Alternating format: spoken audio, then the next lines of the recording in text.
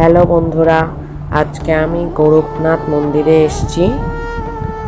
এই মন্দিরটা আমাদের বাগুইআটি অর্জুনপুরে অবস্থিত। মন্দিরটা গোরক্ষবাসী মন্দির নামেও পরিচিত। এই মন্দিরের মধ্যে ছোট বড় অনেক শিব মন্দির আছে, গোরখনাথ দেবেরও মন্দির আছে। এই মন্দিরে একটা পুকুর আছে যেখানে অনেক মাছ থাকে। ভক্তরা এলে এই মাছদের খাওয়াতে খুব ভালোবাসেন।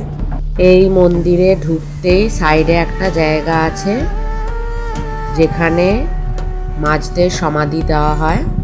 কোনো মাছ মারা গেলে জল থেকে তুলে তাদের ওই জায়গাতেই সমাধি দেওয়া হয়।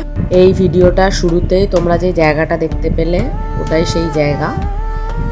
তো আজকের এই মন্দির এক্সপ্লোরের ভিডিওটা তোমাদের কেমন লাগলো অবশ্যই আমাকে কমেন্টের মাধ্যমে জানিও। আবার তোমাদের সাথে দেখা হবে নেক্সট ভিডিওতে।